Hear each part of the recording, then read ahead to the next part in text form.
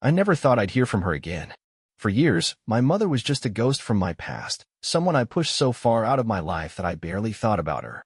And if I did, it was only in passing. A vague memory. A reminder of why I worked so hard to make sure I never had to depend on anyone but myself. But then she showed up, and everything I thought I had buried came rushing back like it had never left. Let me start from the beginning. My mom had me when she was 20. My biological father was never in the picture. He left before I was even born. She told me once, in a rare moment of honesty, that he never wanted kids. And since they had only been dating for a few months when she got pregnant, she gave him an out. He took it without hesitation. She never went after him for child support. Said it wasn't worth the fight. So it was just me and her, except, not really. My grandparents were the ones who raised me, even if no one ever said it out loud. They were the ones who picked me up from school, made sure I had dinner, took care of me when I was sick. My mother, she was around, sure. But she always felt like more of a roommate than a parent. Someone who just happened to live in the same house. I spent most of my childhood trying to earn her attention, her affection. Some days, she'd play along, ruffle my hair, ask about my day, let me curl up next to her on the couch while she watched TV. But those moments were rare. And the older I got, the less they happened. Then she met Todd. I was 8 when she started dating him. He wasn't cruel, but he wasn't warm either. He was just there. A guy my mom liked. A guy who tolerated me because he had to. When they got married, I thought maybe things would get better. Maybe having a family, a real family, would bring us closer. I was wrong. For years after they got married, my mom got pregnant. Twins. And suddenly, I wasn't part of the family anymore. It wasn't immediate. At first, I was excited. I told myself this was a good thing, that we'd be a team, that I'd finally have someone to share this life with. But as the pregnancy went on, my mom started pulling away. She snapped at me more. Got annoyed when I tried to be involved. I told myself it was hormones, that things would go back to normal once the babies were born. They didn't. After the twins arrived, everything changed. Mom stopped talking to me unless she had to. Todd barely acknowledged me. It was like the house had been rearranged overnight, and I was the one piece of furniture that no longer fit. 6 months later, they sat me down. I remember that night like it was yesterday.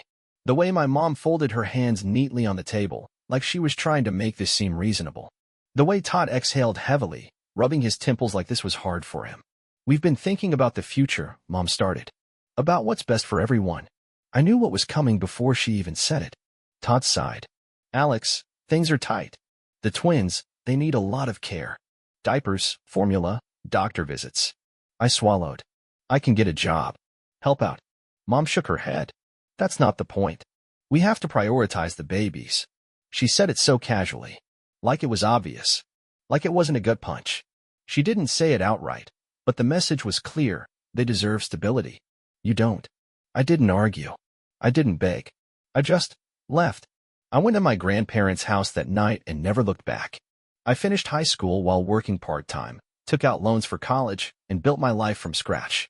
My uncle was the only one who helped me. He co-signed my loan. No questions asked. My mother? She never even offered. By the time I graduated, I had cut her out completely. And for years, I was fine with that. I worked my ass off, climbed the corporate ladder, and by 33, I had landed a senior management position. I wasn't rich, but I was comfortable. I had a life I built on my own. Then, out of nowhere, she showed up. I was in my apartment, unwinding after work, when I heard the knock. It wasn't hesitant. It wasn't polite. It was insistent. The second I opened the door and saw her standing there, I knew this wasn't a social visit. She hadn't changed much.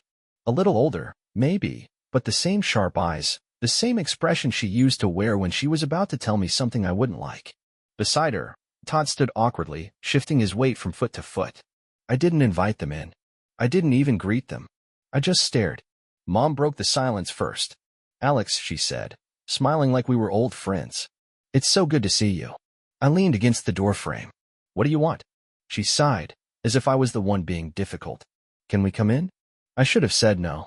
I wish I had said no. But some stupid, buried part of me still wanted to believe that maybe, just maybe, she was here to apologize. To make things right. So I stepped aside. They sat on my couch like they belonged there. Like they hadn't thrown me out of their lives years ago. I stayed standing, arms crossed. Mom glanced at Todd, then back at me. We heard about your success, she said, as if this was a normal conversation. Your uncle mentioned your promotion. I said nothing. Todd cleared his throat. Look, Alex, we've been having a rough time. We started a business, and, well, it didn't work out. Mom nodded. And now, the twins are getting ready for college.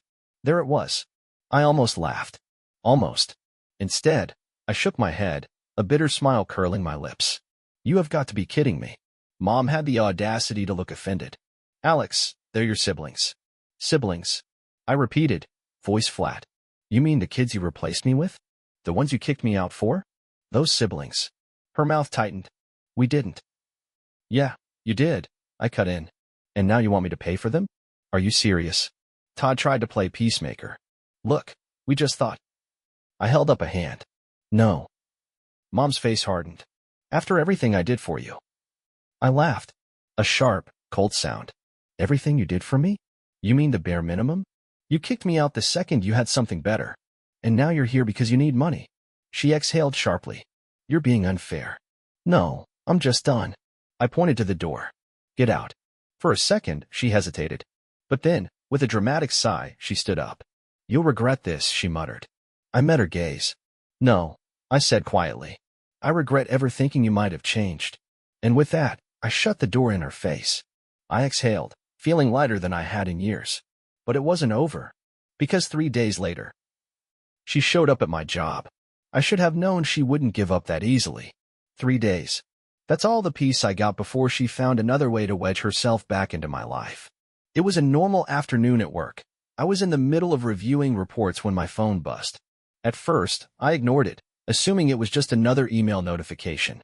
But then my assistant knocked on my office door, looking uneasy. Alex. She hesitated. There's a woman downstairs asking for you. I felt it in my gut before she even said the name. Linda Carter, she added. She says she's your mother. My jaw tightened. I exhaled slowly, willing myself to stay calm. How long has she been down there? A while, my assistant admitted. Security asked her to leave, but she's refusing. She's making a bit of a scene. Of course she was. I pushed back my chair and stood. I'll handle it. By the time I reached the lobby, she was arguing with the front desk receptionist. You don't understand, she insisted, voice rising. I'm his mother. I have every right to see him. The receptionist, clearly over it, crossed her arms. Ma'am, we've already told you. If he doesn't want to see you, you need to leave. I stepped forward. Oh, I definitely don't want to see her. Mom turned sharply at the sound of my voice. Her whole expression shifted in an instant, from frustration to that sickly sweet, concerned mother act she always pulled when she wanted something. Alex. She beamed, like this was a happy surprise. I was hoping we could talk. I ignored her and turned to the security guard on duty. She's trespassing. If she doesn't leave in the next 60 seconds, call the police. Her smile faltered. You wouldn't. I met her gaze, unflinching. Try me. She let out a dramatic sigh, rubbing her temples like I was the one being unreasonable. Alex, you're making a big mistake. No, I said, voice steady.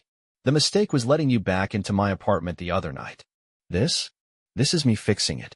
She studied me, maybe looking for some sign of weakness. Some indication that I was bluffing. But I wasn't. She must have realized that, because after a tense few seconds, she scoffed, muttered something under her breath, and stormed out. I let out a slow breath. The receptionist gave me a sympathetic look. She always like that? I huffed a humorless laugh. You have no idea. But even as I walked back to my office, a gnawing feeling settled in my gut. Because I knew her. This wasn't over. And I was right. 2 nights later, she showed up at my apartment again. I had just gotten home from work, exhausted, when I heard the knock. Sharp. Insistent. I sighed. Not this again. I opened the door just a crack, enough to see her standing there. But this time, she wasn't alone. Next to her was a teenage girl.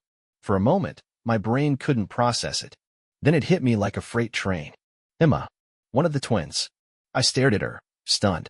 She looked just like my mother at that age, tall, thin, with long brown hair tied into a ponytail.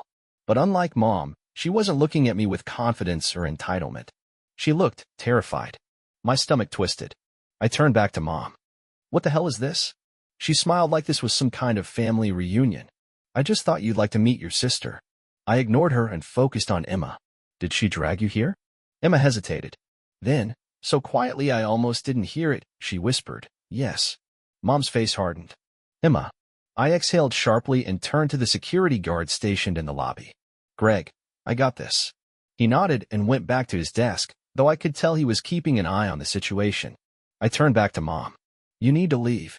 Her smile disappeared. Alex, don't be like this. Now. She crossed her arms, her patience clearly wearing thin. I am still your mother. And I still don't care. For the first time, Emma spoke up. Mom, let's just go. Her voice was shaky. Please. Mom barely glanced at her. I took a slow breath, forcing my voice to stay calm. Emma, do you have a ride home? She hesitated, then shook her head. I clenched my jaw, suppressing the anger bubbling in my chest. Of course she didn't. Fine, I said. I'll call you an Uber. Emma nodded quickly, like she was relieved. Mom scoffed. This is ridiculous. I turned to her, voice flat. Then leave. For a second, she looked like she might argue. But then, with one final glare, she huffed and stormed toward the exit. But Emma didn't move. She stood there, clutching the straps of her backpack, eyes darting between me and the floor. The Uber pulled up to the curb. I opened the door for her, and as she stepped inside, she hesitated. Then, so quietly it almost got lost in the night air, she said. I'm sorry. I frowned. For what? Her throat bobbed as she swallowed. For everything. Before I could respond, she ducked into the car and shut the door. I watched as the Uber disappeared down the street, a strange tightness settling in my chest. Because for the first time in years, I wasn't just angry. I was confused. And maybe, just maybe, a little concerned. Emma called me a week later. I didn't recognize the number, but something told me to pick up. Alex. Her voice was quiet, hesitant. I sat up a little straighter. Emma. Yeah, she said. I'm sorry for calling. She let out a shaky breath. I didn't know who else to talk to. I frowned, already feeling that tightness in my chest again. What's wrong? She hesitated. Then, so quietly I almost didn't catch it, she said, I don't want to go home. That got my full attention. I leaned forward, gripping my phone tighter. Emma, where are you? At a friend's house, she whispered. Mom doesn't know I'm here. My jaw clenched. What happened? Silence. Then, after what felt like forever, she finally said, she's been bad lately. Worse than usual. I rubbed a hand over my face, trying to keep my voice steady. Worse how? Another pause. Then, barely above a whisper. She gets angry. A lot. Yells. Throws things. A sharp inhale. Not at me. At him. My stomach twisted. She didn't have to say his name. I already knew. Her twin brother. I closed my eyes, forcing myself to stay calm. And Todd? I asked. What's he doing about it? She let out a bitter, humorless laugh. He left. I froze. What? Yeah. Packed up and moved in with his parents a few weeks ago. Said he was done dealing with Mom's issues. She swallowed hard. Barely even fought for custody. I sat there, stunned. I always knew Todd was spineless, but to abandon them? To just leave them alone with her, knowing what she was like? My hands curled into fists. Emma, I said carefully. Do you feel safe there? Silence. Then, finally. No. That was all I needed to hear. I took a deep breath. Do you want to stay with me? There was another long pause. Then, so softly it nearly broke me, she whispered. Please. That night, I picked her up. She was standing outside her friend's house, hugging a backpack to her chest like it was the only thing keeping her together. She looked smaller than I remembered. Not physically, but emotionally. Like she had been carrying the weight of the world on her shoulders for too long. When she got in the car, she didn't speak for a while. I let her have the silence. But as I drove, something kept gnawing at me. For years, I had convinced myself that I wanted nothing to do with him.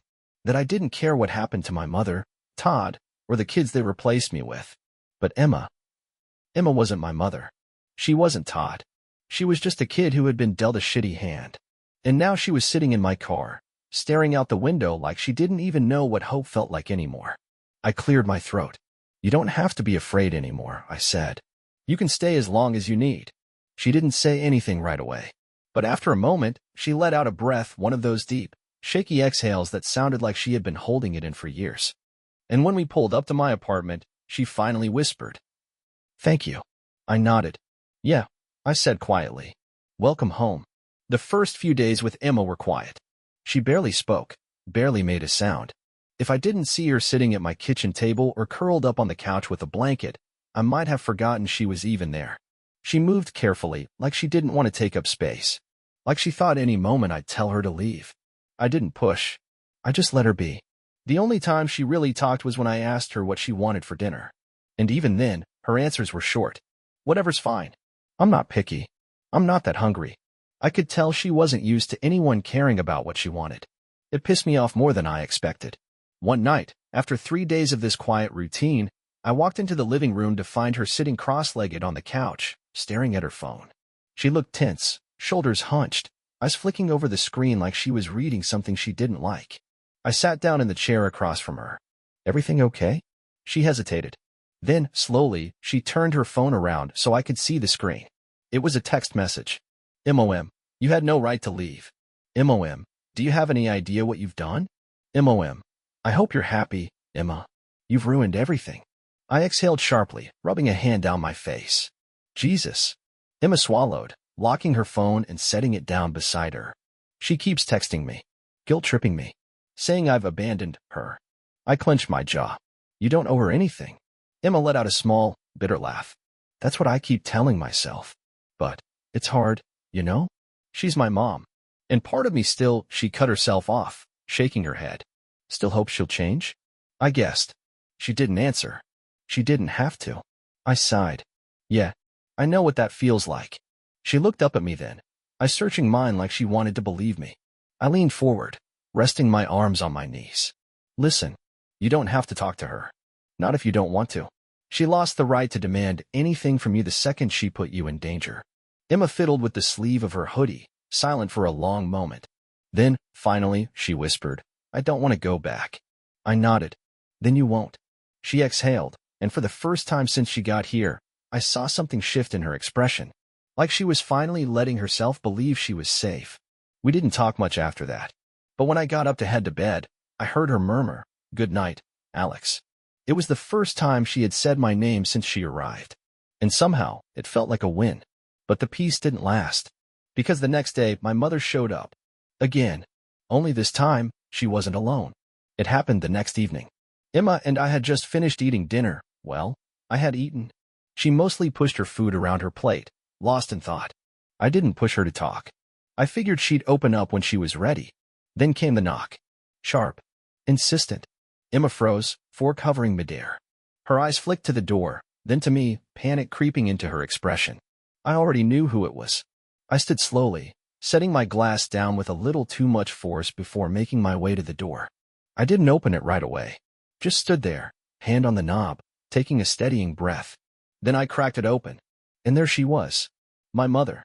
And standing beside her, arms crossed, looking as smug as ever Todd. Of course. I shut the door halfway before they could even think about stepping inside. "You need to leave."